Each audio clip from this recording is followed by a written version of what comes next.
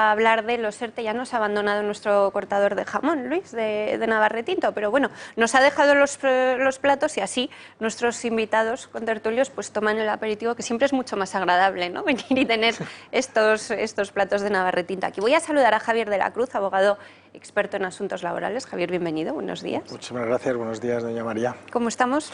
Muy bien, con mucho jaleo, como bien sabemos todos, con las modificaciones que se han producido hasta el 30 de septiembre y bueno, pues los empresarios un poco y autónomos adaptándose a estas nuevas normativas que se están estableciendo, pues con todos los trabajadores recuperando unos, otros manteniéndolos en suspensión y en otros casos pues viendo qué se hace de cara al futuro con los posibles ERTEs por causas económicas, técnicas y organizativas.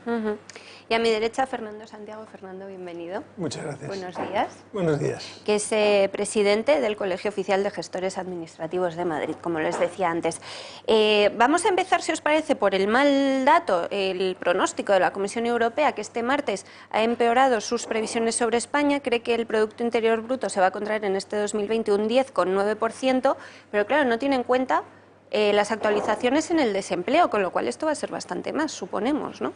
Bueno, yo lo que creo es que por los conocimientos que tenemos en el sector de los ERTEs, se están manteniendo las prestaciones por desempleo, se van a mantener hasta el 30 de septiembre, es decir, todas las, de alguna forma que se ha intentado incentivar la recuperación de los trabajadores haciendo bonificaciones de la cuota patronal, no está teniendo mucho éxito, es decir, el empresario no ve de alguna forma el fin de la posibilidad de seguir manteniendo a sus trabajadores en suspensión y está prefiriendo mantener a los trabajadores con sus contratos suspendidos que recuperarlos a jornada parcial o recuperarlos al 100% de su jornada. Por lo tanto, yo creo que el coste económico de los ERTEs se va a seguir manteniendo y va a tener a partir de julio, agosto, septiembre el Gobierno un problema importante porque hay que mantener ese 70% de las cotizaciones que se pagan por las prestaciones a los trabajadores. Yo creo que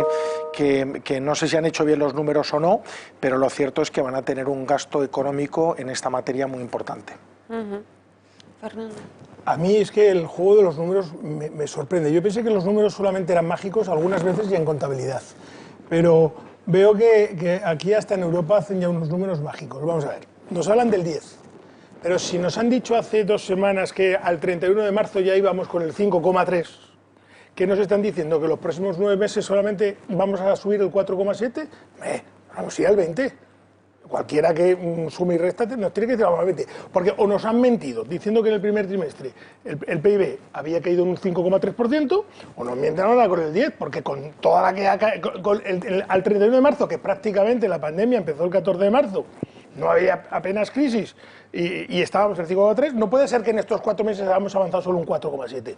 Yo creo que hay que hablar claro desde el primer momento y con transparencia, que es lo que está faltando y eso va a hacer que el golpe sea mucho más gordo todavía. Yo sigo diciendo lo que he dicho siempre, si vas camino de un precipicio, dile a la persona que se va a caer para que cruce por el puente, para que pare y no cruce, o para que minimice el impacto de la caída. Pero yo creo que nos vamos a un 20, es decir, efectivamente, como ha dicho Javier, el tema de los ERTEs lleva el camino que lleva, pero es que detrás de los ERTEs van a venir los despidos, nos digan como nos digan. ¿Y qué va a ocurrir cuando haya 1 millón y pico de personas en el paro? ¿Quién va a recaudar esos señores cuando en lugar de cotizar vamos a tener que pagarles? No. Me han llamado la atención varios informes de los que tenéis vosotros en la página web, Fernando. Por ejemplo, comentáis, porque lo habéis estudiado, claro, no porque se os ocurre, que 52.000 empresas acogidas a un ERTE van a acabar teniendo que hacer un ERE. O sea, lo que hemos avisado muchas veces en la redacción abierta, no habíamos dado la cifra concreta, pero estos son 300.000 empleos que se van a perder aproximadamente. Y luego, además, me encanta que la OCDE ha advertido hoy del riesgo de prolongar los ERTE. Dice que algunos empleos deberán desaparecer, dice que se valoran los esfuerzos realizados por Europa para contener el aumento de paro, pero bueno, que es que pues habrá que hacer un reajuste y no hay que frenarlo de ninguna manera. Hombre, a mí esto me parece una barbaridad, ¿no? Quien está en ERTE, pues hay que intentar ayudar a las empresas, y si alargar el ERTE es una manera, pues habrá que alargar el ERTE, que el ERTE no es un regalo.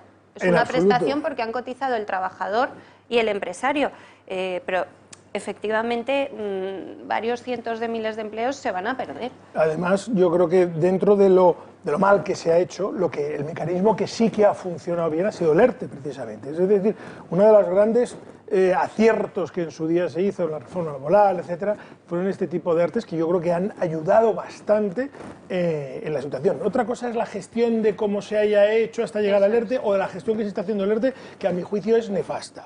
Pero lo que es el ERTE en sí está ayudando mucho. Date cuenta que en el ERTE, es decir, ha habido un tiempo donde no se ha cotizado, pero en los ERTEs actualmente ya se está cotizando por las empresas. Por lo tanto, parte de lo que el trabajador está recibiendo es la propia empresa lo que está cotizando. Un trabajador en desempleo total es un trabajador que está cobrando del Estado y que además deja de cotizar. Aquí todavía, y Javier sabe mucho más que yo que esto, se mantiene una cierta cotización y por lo tanto además se mantiene la expectativa y se ayuda a la empresa a intentar solventar su situación, que será la que tenga que ser. Sí que es verdad que evidentemente, como has dicho tú, 52.000 empresas, pero lo que estamos hablando es de 52.000 que reconvertirán los ERTEs en ERES y que como consecuencia de esa reconversión 300.000 señores se van a ir a la calle. Pero eso no significa que no haya muchísimas miles más de empresas que aún así van a cerrar y por lo tanto cientos de miles de trabajadores van a ir al desempleo, porque en el anterior estudio ya hablábamos de que preveíamos entre 1 millón y 1,5 millones de trabajadores, los que van a ir al desempleo al final de todo lo que está ocurriendo, de todos estos acontecimientos que hay. Ya hay cifras con los autónomos y con las empresas. La Federación de Trabajadores Autónomos habla de que en el mejor de los supuestos 300.000 autónomos van a desaparecer y en el peor de los supuestos habla de 500.000 o más. Pues mira, si estos señores desaparecen, con ellos desaparecen empresas y con ellos también van a desaparecer trabajadores. No todos los autónomos tienen trabajadores, pero hay muchos autónomos que tienen trabajadores, con lo cual solamente de la clase autónoma se va a ir 300.000 o 400.000 empleados a la calle, además de los autónomos que son cotizantes, que, vamos a decirlo así, son trabajadores por cuenta propia. Y también van a desaparecer esos puestos. ¿Y esos señores de qué van a vivir también? Es decir, que estamos hablando de un tema muy serio y habría que acometerlo con seriedad, con claridad, con transparencia y diciendo lo que va a ocurrir. Y no diciendo todos juntos lo vamos a lograr. Sí, pero ¿cómo lo vamos a lograr? Es lo que hay que decir. Todos juntos vamos a salir, sí, pero ¿cómo vamos a salir? Porque lo que es cierto es que la situación de febrero no va a volver en ningún concepto y no hay más que salir a la calle. Los bares cómo están, los restaurantes cómo están vacíos, las tiendas de ropa, todo, porque es que nos guiamos superfluamente por algunas terrazas en algunas determinadas zonas, en el caso de Madrid Capital, que las vemos llenas, pero la realidad es que si tú entras a un restaurante un viernes, un sábado, un domingo, un lunes, están con muchísima menos gente, y no porque les hayan quitado las 4 mesas que han quitado para dejar, no, porque no va la gente, no se está consumiendo, no hay dinero, y esto es una cadena que va a explotar después del verano, y además va a explotar de una forma, la onda expansiva, por lo tanto no hay que decirle a la gente, aquí no pasa nada, disfruten ustedes las vacaciones, hay que decir, señores, guarden, señores, tengan cuidado, señores, que el golpe viene muy fuerte, y no es ser agorero, es ser realista. Y si no me hacen caso, pues cáiganse usted por el precipicio, y perdóname la expresión, jódase. No quiero que se joda a nadie, pero hombre, lo estamos diciendo, el precipicio está al lado y nos vamos a caer.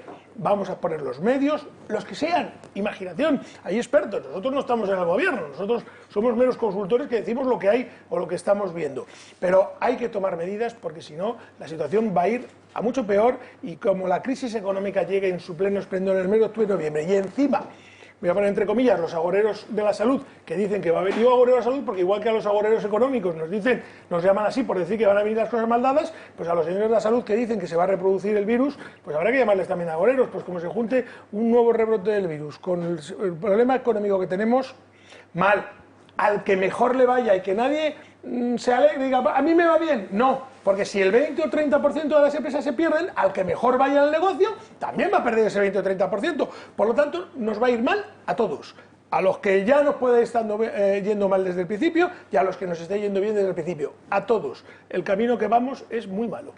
Pues es que algunos tenemos la sensación precisamente de que el propio gobierno no se da cuenta de que estamos al borde del precipicio, ¿no? Javier, ¿en el despacho estáis viendo ya estos casos, ERTEs que se convierten en ERES? Bueno, vamos a ver, de momento no se está produciendo por un tema fundamental, y es que hay una cláusula de mantenimiento de empleo que de alguna forma está vinculando a todas las empresas sujetas al ERTE. ¿Qué quiere decir esto?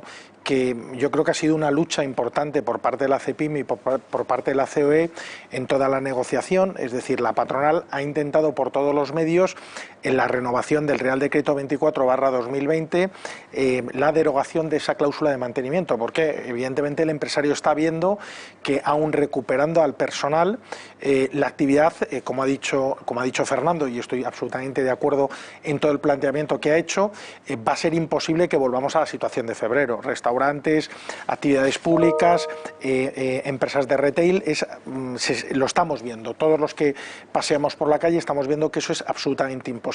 ¿Qué es lo que está suponiendo? Pues evidentemente prolongar los ERTEs, recuperar parte del personal, pero al no tener la misma actividad que tenías en febrero, sobra personal. Al haber un excedente, el empresario no va a poder mantener al personal. Al no poderlo mantener, lo tiene que despedir. Pero si existe una cláusula de mantenimiento de empleo que no ha sido derogada, el empresario, como decida hacer un ERE, como decida hacer extinciones contractuales, va a tener que devolver las bonificaciones y las exoneraciones de las cuales se ha beneficiado durante el momento del ERTE, con sanciones, recargos, etcétera. Por lo tanto, ese es un escollo que van a tener los empresarios. Pero curiosamente, lo que se sigue manteniendo es la posibilidad de extinguir los contratos a través de un ERE, como nos ha dicho Fernando, pero solamente en un supuesto que hay que cambiar, que es que la empresa entre en un proceso concursal, concurso de acreedores. Por lo tanto, estamos fomentando la extinción sobre la base de llevar a las empresas al juzgado de lo mercantil y hacer o bien acciones judiciales de preconcursos o metiendo a las empresas en concurso de acreedores. Esa es una salida, yo creo que es una salida mala, muy mala, porque no solamente bueno, pues el empresario va a intentar extinguir ese contrato de ese ERE o de esos trabajadores afectados, y encima le va a perjudicar con proveedores, clientes, porque entrar en esa situación concursal le va a crear una mala imagen. Por lo tanto, estoy de acuerdo con Fernando que los ERTEs han sido una buena medida, tanto la reducción de las jornadas como las suspensiones de los contratos, pero los elementos que han venido acompañando en estos reales decretos a esos ERTEs han sido, creo que, muy negativos, y creo que es muy importante modificar, y tenemos hasta el 30 de septiembre, la patronal, sindicatos y gobierno tiene hasta el 30 de septiembre para darle un vuelco a esta situación, preveyendo, como ha dicho Fernando, lo que tenemos encima. Es decir, todos estamos viendo, yo he salido este fin de semana a Málaga y me he encontrado una ciudad vacía en sus restaurantes, evidentemente faltan turistas, faltan extranjeros, pero verdaderamente era patético ver sitios en donde nos hemos encontrado siempre con un nivel alto en restaurantes y en bares de gente, encontrarnos pues prácticamente vacío, incluso los fines de semana, que es cuando uno se prevé que pueda haber una ocupación mayor. Desgraciadamente esto es lo que tenemos. Seguimos enseguida porque nos quedan muchos temas que abordar con los dos, pero tenemos antes, porque saben que en el directo los tiempos mandan, que hacer una pausa brevísima, 1,5 minutos hasta ahora.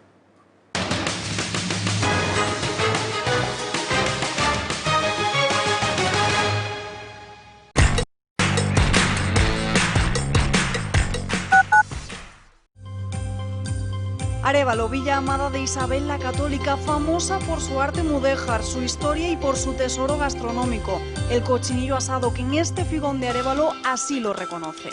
Muy crujiente, muy tierno y muy jugoso, el figón de Arévalo es regentado por Aurora Arias y el maestro asador Juan Rodríguez. Son especialistas en bacalao, carnes a la brasa, lechazo y, por supuesto, cochinillo asado. Este últimamente se denomina cochinillo peregrino, pues por España va recorriendo caminos desde el figón de Arévalo a tu destino. Esta es la manera cómoda que tiene el figón para hacer llegar este tesoro a sus clientes, que cuando lo saboreas notas el crujiente de su corteza, lo tierno y jugoso de su carne. Con un sabor agradable y fino, así es nuestro cochinillo peregrino. Aciertas si lo regalas, disfrutas si te lo jalas. ¿Es usted Hans Miller? Si no soy Hans Miller, no soy nadie. Y a veces creo que no soy nadie. Quería conocerle. Soy un viejo admirador suyo. ¿Ya me ha visto antes?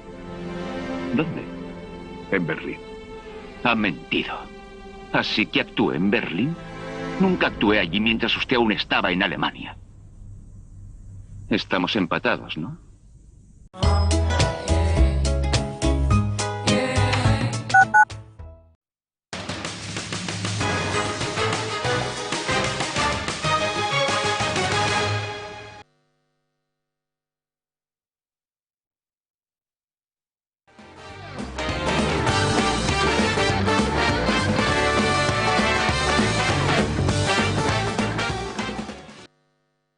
Ya han visto que la pausa era cortísima. Hablábamos antes de irnos a la publicidad con Javier de la Cruz, abogado experto en asuntos laborales, y también con Fernando Santiago, presidente del Colegio Oficial de Gestores Administrativos de Madrid. Y comentábamos que hay aproximadamente 52.000 empresas en ERTE que se acabarán viendo obligadas a llevar a cabo un ERE. Se podrían perder hasta 300.000 empleos según datos precisamente de ICOGAM. Y creo que teníamos que aclarar, Javier, que nos referimos en los ERTE que no pueden transformarse en ERE a los de fuerza mayor, ¿no? Los que directamente derivan del estado de alarma. ¿Los ERTE ordinarios? Los ordinarios, el ERTE top, salvo a partir del 1 de julio con el Real Decreto que ya he dicho 24/2020, esos ERTEs anteriores no están sujetos a las cláusulas de mantenimiento y por lo tanto sí que perfectamente podrían hacer posteriormente a su finalización un ERE. Lo que ocurre es que, bueno, pues en este último Real Decreto lo que se ha introducido es la posibilidad de alguna forma simultanear o de hacer forma sucesiva el ERTE top con el ERTE de fuerza mayor y exonerarse y bonificarse los trabajadores del ERTE top de las bonificaciones que tiene el ERTE por fuerza mayor. ¿Qué es lo que está ocurriendo? Que si tú te exoneras por el COVID-19 igual que un ERTE de fuerza mayor, te vas a sujetar a la cláusula de mantenimiento del empleo. Por lo tanto, no estarías libre, evidentemente, de poder extinguir contratos si te has acogido a esas bonificaciones a partir del 1 de julio, agosto y septiembre. Por eso, hemos aconsejado en muchas ocasiones, no eres una especie de caramelo envenenado, es decir, el meterte con las bonificaciones en julio, agosto y septiembre con un ERTE top, porque te impide tomar decisiones extintivas posteriormente al 30 de septiembre. Evidentemente el consejo ha sido no sujetaros al Real Decreto y seguir con la dinámica empresarial que tenéis sin necesidad de las exoneraciones y con la posibilidad de no estar sujetos a esa cláusula de mantenimiento. Fernando, comentábamos en la pausa que ha habido poca información en general, que muchas empresas, si hubiesen conocido las trampas, por llamarlo de alguna manera, que llevaban asociadas estos ERTE de fuerza mayor, no se hubieran acogido en ningún caso. Sí, mira, yo te voy a hablar de un sector concreto que además puede servir de ejemplo para que se haga la idea a la gente. El ERTE de repente se vende, que ha sido bueno, insistimos, pero se vende como la única solución al problema de la pandemia que había en ese momento. Y, por ejemplo, hay un sector muy claro en el pequeño empresario, porque el gran empresario lo hizo bien, el gran empresario no ha hecho ERTE, las grandes cadenas hoteleras no han hecho ninguna ERTE, todas han ido a ERES, como había hecho. Pero al pequeño empresario, el señor que tenía una agencia de viajes, le han dicho, no, usted va a un ERTE, y ahora se encuentra con que no puede despedir cuando las agencias de viajes no están vendiendo. Había que haber explicado muy bien, decir, mire usted, el ERTE es una solución temporal para determinados negocios que a corto plazo van a verse o pueden verse imbuidos en una cierta recuperación. Aquellos negocios en los que se prevea que a corto plazo no van a tener recuperación, sino que van a para muy largo, el ERTE no les ha beneficiado porque ahora se encuentran, o cuando se acaben los ERTE, se van a encontrar con que no pueden despedir, como bien ha estado explicando Javier. Si se hubiesen acudido al ERE, habrían tardado 20 o 25 días que habrían tenido que sostener o pagar las nóminas hasta que hubiese sido el mismo autorizado, pero ahora tenían todo el tiempo del mundo por delante para salvar a su empresa. Entonces, por eso nosotros también demandamos que tiene que haber solución o tiene que haber arreglo, porque esa falta de información que se ha dado a las empresas, porque no todo el mundo tiene grandes despachos de abogados como el de Javier para poder asesorarse. Hay señores que tienen un empleadito que se hacen ellos, incluso ellos mismos los papeles, o que tienen una pequeña gestoría que le pagan 4 euros porque no se puede pagar más por eso y que no han podido verse con esa información privilegiada que tienen las grandes empresas de tener despachos de abogados importantes o gente con conocimiento como tiene mi compañero. Y, lógicamente, toda esta gente se encuentra ahora en un problema que se han autogenerado ellos, evidentemente, pero también como consecuencia de que la legislación no ha sido buena y, sobre todo, la información pública, la información que se ha dado por la administración pública no ha sido lo suficientemente correcta. Y el desconocimiento de la ley no exime de su cumplimiento.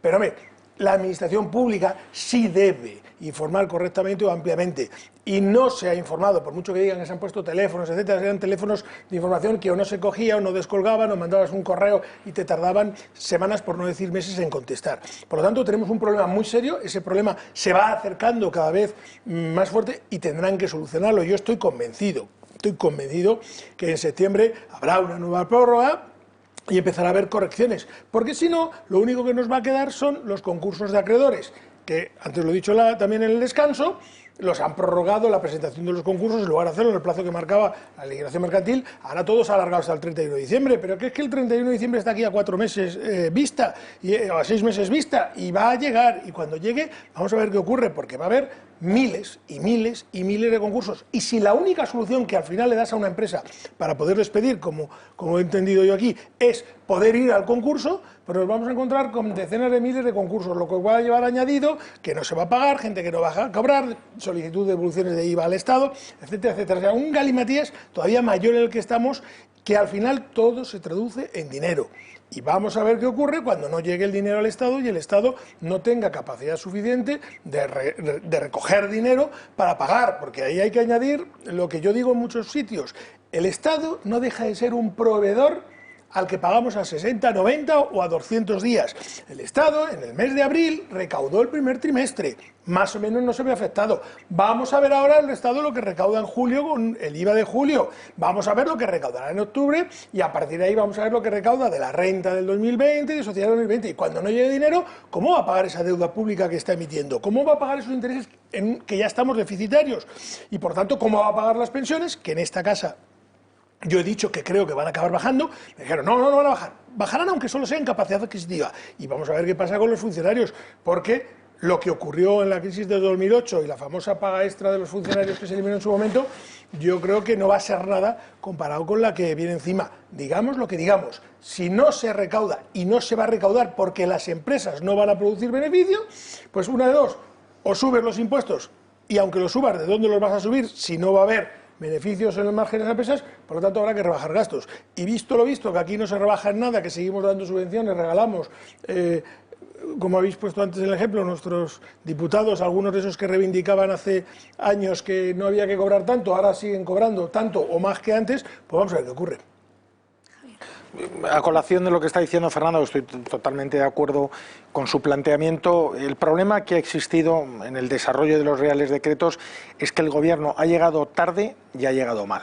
Y esto es muy importante, es decir, cuando se produce la declaración del estado de alarma es el 14 de marzo, el día anterior, concretamente en Madrid, el 13 de marzo, ya se habían tomado las medidas correspondientes con respecto a los cierres de los locales, restaurantes, tiendas y demás, y no tenemos el primer real decreto que afectaba a los ERTES, el 8/2020, sale el 17 de marzo.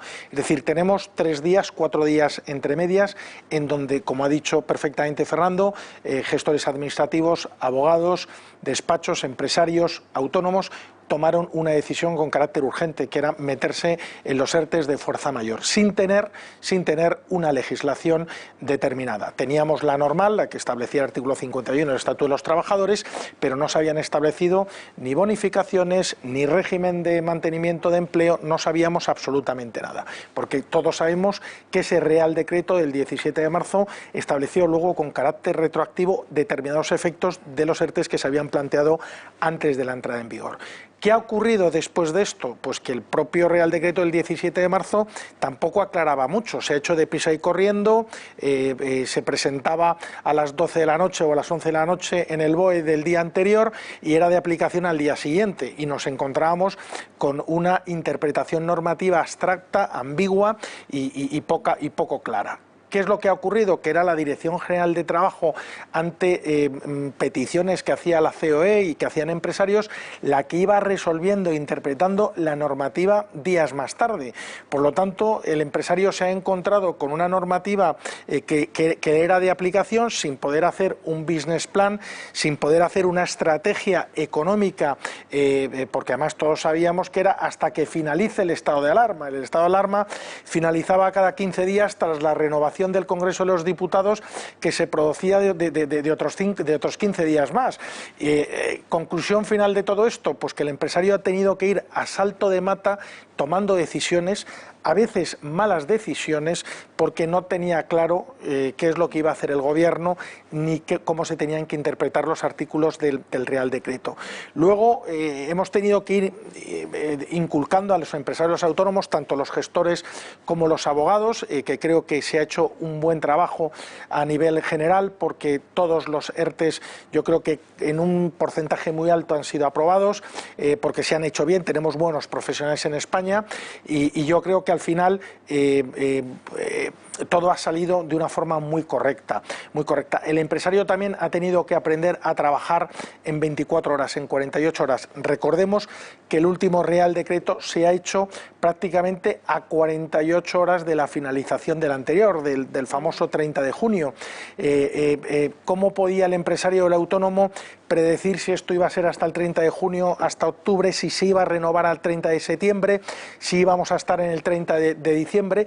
Todo ha sido así, ¿no? Y entonces tenemos que romper una lanza en favor de empresarios, autónomos y trabajadores, que también se han visto afectados en muchas ocasiones porque no sabían si se iba a prolongar la posibilidad de cobrar ese desempleo y no descontarse de su acumulado. Yo creo que el esfuerzo ha sido un esfuerzo tanto empresarios como trabajadores muy importante, y creo que el Gobierno en este sentido no ha estado al nivel que se exigía. Y lo tengo que decir como crítica, porque se ha llegado en muchas ocasiones muy tarde en la redacción de los Reales Decretos y ha perjudicado a la hora de la orientación tanto de los asesores como de las decisiones de los empresarios y autónomos a tomar con sus empresas. Otro dato de ICOGAM, bueno, además del que publicabais de que hay 480.000 trabajadores todavía que no han cobrado el subsidio. Bueno, ahora ya menos. Ahora, en la última encuesta que hicimos al 30 de junio hablábamos de 200.000, que no dejan de ser pocos. No son pocos. Con que hubiese uno, algo ha fallado en el sistema. Con que hubiese uno, algo ha fallado en el sistema, pero sí que es verdad que todavía quedaban cerca de 200.000 personas al 30 de junio por cobrar esos ERTES, con el drama que significa, porque ya no es decir que es que tengo por cobrar junio, es que tengo por cobrar junio, tengo por cobrar mayo, tengo por cobrar abril y tengo por cobrar 15 días, ¿verdad? ¿De qué vive una persona de eso? Antes decía Javier que se ha llegado tarde y mal, y es verdad, pero es que con independencia y no entrando en la parte política de si los políticos son buenos o malos, lo que yo sí que me atrevo a decir es que están mal asesorados. Es decir, en los círculos de poder se crean burbujas. Se crea una burbuja donde no están al cabo de la calle como estamos los profesionales del sector, a los que no se nos ha hecho caso a ninguno desde el primer minuto. Y al final, pues en sitios como la Moncloa nombran asesores que cobran del Estado, con lo cual se convierten en funcionarios. Entonces, claro, es que en esos recintos no ha habido crisis de ningún tipo económico, porque los funcionarios la nómina la han seguido cobrando. Hayan teletrabajado o no hayan teletrabajado, hayan ido a su puesto de trabajo o no hayan puesto de trabajo. Y los miles de asesores que hay en la administración pública, que los paga la propia administración pública, tampoco. Y hay muchas veces que cuando nosotros nos sentamos con determinados colectivos, decimos, no, es que no se dan cuenta, o sea, están viviendo en otro mundo diferente al que estamos viviendo en la calle, o sea, no se están dando cuenta de lo que está ocurriendo en la calle. Entonces algunos, con toda la alegría del mundo, dicen, no, pero ahí está Europa. Y están sus esperanzas o sus alegrías puestas en que Europa va a venir a rescatarnos. Eso pensamos. Y si no viene Europa a rescatarnos, ¿qué va a pasar? O sea, no podemos estar contando permanentemente con el dinero de los demás. No podemos permanentemente que los gastos se tengan que adecuar en función de los que los ingresos se adecúen con los gastos y los gastos con los ingresos. No, si usted gana 1.000, solo puede gastar 1.000. Usted lo que no puede pretender es que como gasta 1.500 hay que adecuar el ingreso. ¿Me tienen que pagar más? No, yo no puedo pagarle más. Entonces es lo que está pasando aquí. Es decir, los expertos, los comités de expertos, esos que se han creado, las cientos de comisiones de expertos que crean en todos los lados, al final son o cementerio de elefantes de políticos que ya no saben dónde caerse y que los ponen ahí para que tengan un sueldo, o amiguetes, colaboradores, etcétera, que los ponen, les pagan un sueldo y que lo único que hacen es decirle al señor que manda de turno sí a todo. Los famosos yes man americanos, se decía así, yes man, sí señor, sí señor, señor, dice a todo porque lo único que le interesa es mantener su puesto de trabajo. Y nos pasa en muchas organizaciones también, ¿eh? Hay muchas organizaciones de toda índole donde al final el que está, pues cobra un sueldo y no va a llevar nunca la contraria porque necesita ese sueldo. Es decir, hace falta más profesional independiente, hace falta que el gobierno se deje asesorar más por los profesionales independientes, llámense abogados, gestores administrativos, graduados sociales, médicos, ingenieros, etcétera, que somos todas las profesiones, todas en conjunto, estamos denunciando lo mismo y a ninguna se nos está haciendo caso. Entonces es que hay dos versiones. La versión de los señores que viven del sueldo público en las altas esferas, no hablo de funcionario, que el pobrecito bastante tiene con la que le está cayendo, algunos que los quieren hasta pegar, sin culpa ninguna. Vuelvo a hacerle el llamamiento de que por favor los funcionarios del SEPE no tienen la culpa de lo que está ocurriendo con el desempleo, la culpa lo tienen los que dirigen, no los funcionarios. Por lo tanto, no vayamos a esas oficinas a montar un cirio y a pegar al señor de turno que está en la ventanilla encima que nos atiende. Ya lo que faltaba es que encima el que da la cara, que gana 1.000 euros, encima le quieran partir, se la quieran partir, cuando no es así. La violencia no se puede utilizar, pero mucho menos con quien no tiene la culpa. Pero insisto, desde el primer día todos los profesionales, todos los colegios profesionales, los consejos generales, todas las organizaciones empresariales, ATA, CEPIME, COE, CEINE en Madrid, los colegios de abogados, Unión Profesional, Unión Interprofesional, el Colegio de Gestores, el Consejo General de Gestores, etc., nos hemos puesto a disposición para ayudar.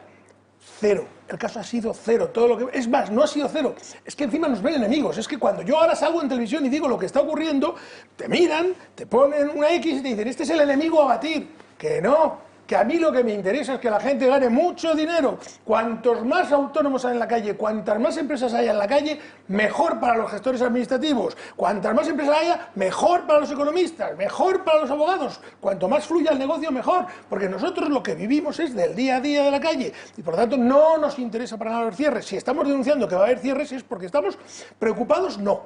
Lo siguiente, porque nosotros ya estamos en la fase siguiente a la preocupación, que es la del desánimo, la del enojo, la de la indignación, todas juntas, ya las tenemos todas juntas porque lo vemos la luz y alguien no la está viendo.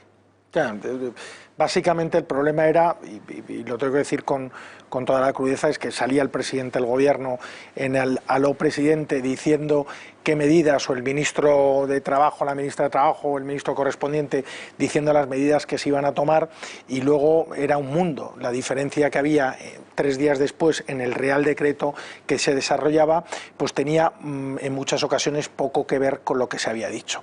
Es decir, se nos estaba vendiendo una situación, en este caso laboral, muy positiva tanto para empresario como para el trabajador, y luego a la hora de ver el negro sobre blanco nos encontrábamos con muchísimos problemas para poder desarrollar y poder aplicar la normativa. Yo creo que aquí no se ha sido ágil, el gobierno no ha sido ágil, la administración no ha sido ágil. Estoy de acuerdo que el funcionario del SEPES no es el responsable, evidentemente, de coger el teléfono y de atender, evidentemente, las prestaciones por desempleo, pero también aquí ha habido una falta de agilidad por parte del gobierno de haber establecido los mecanismos, en este caso la administración, la seguridad social, el INEM, de haber establecido los mecanismos adecuados, porque era absolutamente dramático el que los trabajadores se enfrentasen con los empresarios y con el autónomo que tenía a sus trabajadores. Fernando, yo he vivido situaciones absolutamente kafkianas en donde los trabajadores decían al empresario: tú has presentado mal el ERTE, tú me estás engañando, el ERTE no ha sido aprobado como usted me ha dicho, porque yo no he recibido la prestación por desempleo, y si no la he recibido es porque el ERTE no se ha aprobado. Es decir, hemos tenido ese problema administrativo que yo también lo hilvano de alguna forma con el tema judicial que nos está pasando. Es decir, vamos a ver, los funcionarios que tienen que tratar, en este caso el SEPES, como los funcionarios judiciales que están expuestos todos los días a cientos y miles de personas, pues entiendo que el temor que tenían de volver a reactivar de nuevo los juzgados, el SEPES, las oficinas, impedía de alguna forma pues que estuviesen al 100% y que en determinadas ocasiones pues dijesen: oye, yo tengo que tener unas limitaciones determinadas porque no podemos estar como antes, mientras que los elementos de protección y de prevención no sean los adecuados.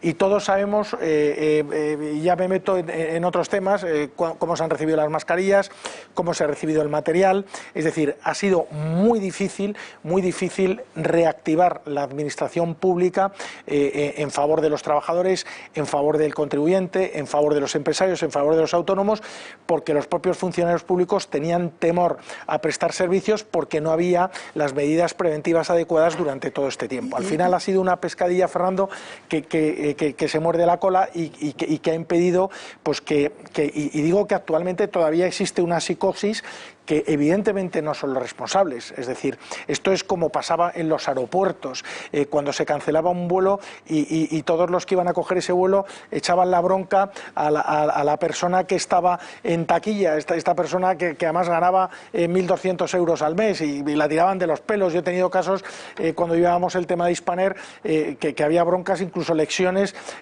con determinados trabajadores que no tenían nada que ver, y esto era una decisión que se tomaba por la dirección de la compañía porque el queroseno había subido, era muy caro y la bronca se... Es verdad que no son los responsables, pero es cierto que la administración tiene que agilizarse, tiene que tomar medidas preventivas mucho más claras.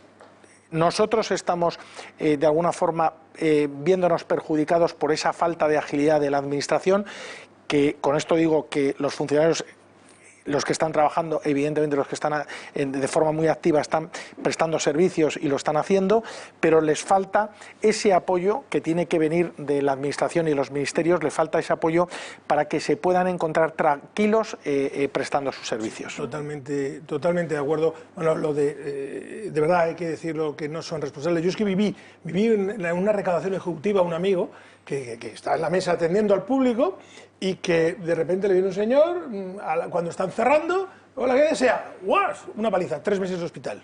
3 meses de hospital, clavícula rota, brazos rotos, un señor que gana 1.000 euros, una ventanilla, porque el señor que venía le habían embargado su casa, se la habían quitado, venía desesperado y la pagó pues con lo que tenía. Eso no se puede hacer, hay que erradicarlo por completo y dejárselo a la gente, a esos 200.000 personas que no han cobrado todavía, que no tienen la culpa los funcionarios. Hay que tener paciencia con ellos. Yo sé que es muy difícil, incluso nosotros que lo estamos denunciando lo que ha ocurrido, pero por favor, que las personas no tienen la culpa la tienen los cargos públicos, los entes o quien lo han hecho.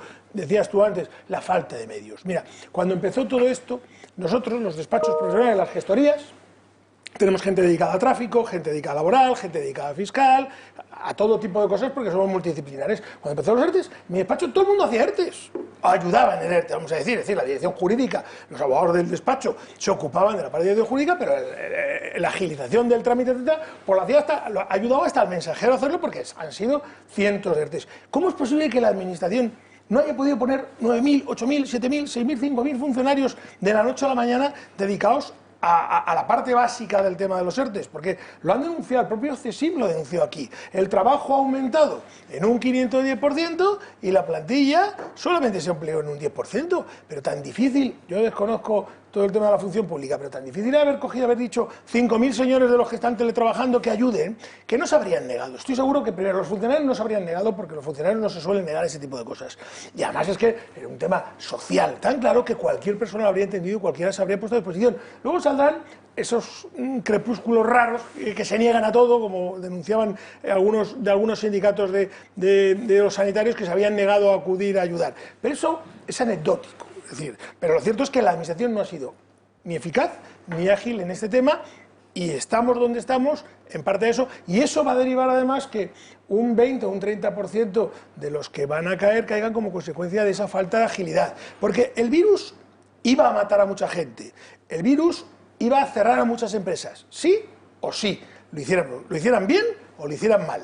Pero la diferencia entre hacerlo bien o hacerlo mal ha sido que ha habido un 20 o un 30% de empresas más que van a cerrar de las que habrían cerrado como consecuencia del virus, como denuncian en muchos sitios los sanitarios, que ha habido un 20, un 15 o un 30% de personas que han muerto, no como consecuencia del propio virus, de forma directa, sino como consecuencia directa de una mala gestión sanitaria y, por lo tanto, indirecta del virus. Y es que ahora le estamos echando la culpa de todo al COVID, y el COVID no tiene la culpa de todo. El COVID tiene la culpa de lo que tiene, pero otras cosas no. Es decir, si yo pongo una escalera, un hueco de ascensor, una escalera sin barandilla, y la gente se cae, se tropieza y se cae, no se cae porque se tropieza, se cae porque tropieza y porque no tenía barandilla. Si hubiésemos tenido una buena barandilla, pues probablemente un 20 o un 30% de nuestro tejido productivo no estaría en la posición de desaparecer como estamos ahora. Son estudios que habrá que hacer en su momento, a largo plazo. Ahora no es el momento, por lo menos por la parte privada, de hacer ese tipo de estudios, porque bastante tenemos con que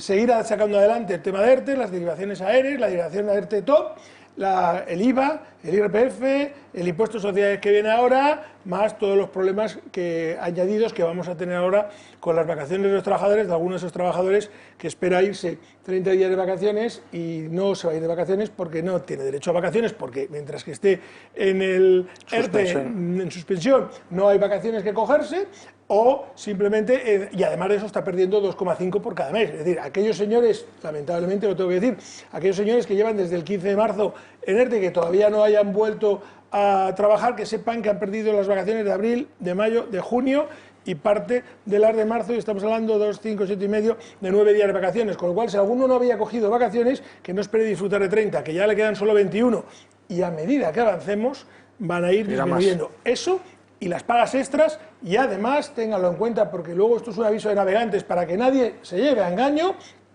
preparados para la declaración de renta del año 2020. Señores, que van a tener 2 pagadores, y los tipos de retención se calculan por pagador. Cuando se suman los ingresos, se suman las retenciones, pero los ingresos y las tributaciones progresivas sobre los ingresos, con lo cual vamos a ver qué pasa con las rentas del 2020 de gente que está en ERTE, que está muy tranquila diciendo, bueno, y encima me devolverán. No, espérense ustedes que a lo mejor les sale a pagar, porque miren bien el tipo de retención que le están haciendo en el pago del ERTE y compárenlo con el tipo de retención que le estaba haciendo su empresa. Y esa diferencia, si pueden, intenten guardarla en una cajita porque les va a tocar pagarla. Nos quedan muy poquitos minutos, pero no quiero despediros sin preguntaros cómo está siendo la tramitación de la renta mínima.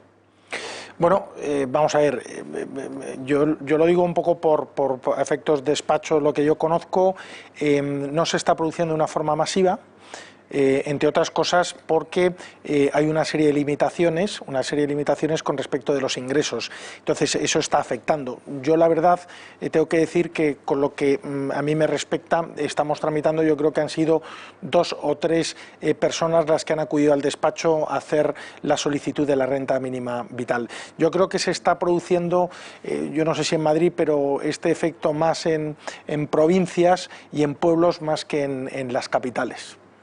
La renta mínima tiene un peligro mayor que la tramitación, que efectivamente, como dice Javier, cuanto más sales de la grande capital o de la gran capital o del centro de la capital, se va produciendo un mayor movimiento. Yo la verdad es que tengo que decir que donde estoy ubicado como despacho no tengo apenas este movimiento, porque nosotros somos asesoría de empresas y por lo tanto no llevamos este tipo de cosas de trabajador. Sí que es verdad que las gestorías, muchas están haciendo el tema. Y efectivamente, como dice Javier, cuanto más te alejas del núcleo central de población, más fácil es, pero sí que se nos están dando casos en algunos sitios de gente que dice que prefiere cobrar la renta mínima a ir a trabajar. Date cuenta que es que como haya en una vivienda 2 que consigan la renta mínima, casi les sale más rentable cobrar y estar en casa sentado en un sofá que ir a trabajar uno de ellos y hacer algo. Y hay determinadas poblaciones, determinadas zonas o determinados colectivos que son muy especialistas en este tipo de cosas. Y esto, lo digo así en voz alta, no se trata ni de que te digan que eres clasista, ni que eres xenófobo, ni que eres nada del otro mundo. No, hay una realidad, y es que hay grupos de gente que saben más que los expertos, especialistas en cobrar subvenciones, especialistas en cobrar desempleo, especialistas en cobrar subsidios, etcétera, etcétera. Bajas. Y esos, y bajas médicas, o sea, hay una facilidad de algunos para conseguir la baja médica. Yo es que me pasa algo y es que tengo que trabajar hasta con la pierna rota. Y hay tíos que es que les duele el meñique y se tiran un año de baja. ¿Cómo lo consiguen? Pues mira, no me lo explico, porque la ley no está prevista para así, pero hay verdaderos especialistas. Y el tema de la renta mínima vital, si no se hace en condiciones, si no se controla en condiciones, si no se ponen una serie de requisitos y que no se han puesto, lo que nos vamos a encontrar es que mucha gente habituada, vamos a decir así, a vivir del cuento, va a vivir más del cuento y se va a ver en las empresas, porque hay gente que prefiere cobrar 400 euros o 375 euros al mes por no hacer nada, que ganar 900, 800 o 1000 euros por trabajar. Entonces, yo creo que va a pasar lo mismo que ha pasado con los reales decretos. En primer lugar, es un real decreto que regula este tipo de prestaciones que se ha hecho deprisa y corriendo. Yo creo que se buscaba un efecto electoral y también de la población, es decir, debido a las críticas de la mala gestión, vamos a intentar paliar esto porque llegaba a afectar a 2.300.000 personas, es decir, 800 y pico mil familias, que era lo que se iba buscando, y al regularizar esto de una forma rápida y sin concreción, pues nos hemos encontrado pues nichos de entrada en muchas poblaciones en donde la gente se ha ido a empadronar deprisa y corriendo, pues con la finalidad de cobrar los 462 euros, que si ibas uniendo ya no había unidades familiares, incluso estábamos hablando de unidades temporales de convivencia, nos encontrábamos con que podían llegar hasta cobrar hasta 1.015 euros al mes. Si encima nos metíamos en provincias y en comunidades como Andalucía y Euskadi, pues nos encontrábamos que se podían incluso compatibilizar dos prestaciones mínimas vitales, la de la propia comunidad y la de nivel nacional.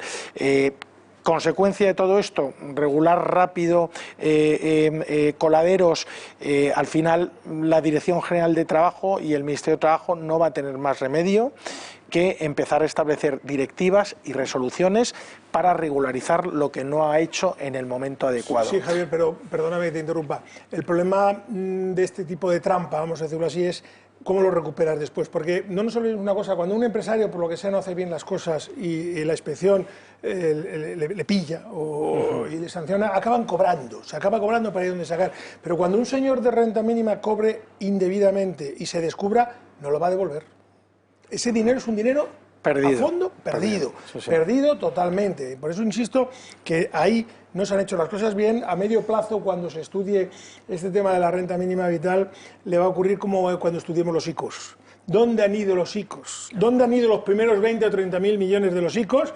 Nos vamos a llevar una sorpresa el día, si algún día salen los números y los nombres, porque a lo mejor no han ido a esos autónomos, a esos pequeños empresarios, y a lo mejor han ido a grandes empresas o a empresas afines a las administraciones públicas o incluso a empresas estatales. Por la renta mínima vital vamos a ver qué ocurre con ella. A lo mejor acaba llegando a determinados colectivos que lo van a cobrar y van a estar muy contentos y encantados con ellos y van a ser cautivos o van a ser votos cautivos, y a quien realmente debería de llegar porque lo necesita, no está llegando, y nos vamos a encontrar que seguimos con los comedores sociales llenos y con la gente con grandes problemas, y al final a los abuelos ayudando a los nietos, a los padres ayudando a los hijos o a los hijos ayudando a los padres, porque es que al final nos estamos convirtiendo en economías familiares, porque los unos nos estamos teniendo que ayudar a los otros para solventar los problemas de liquidez brutales que hay en las familias. Ya no hablo en las empresas, en las propias familias, una parte motivada desde luego por estos ERTEs impagados.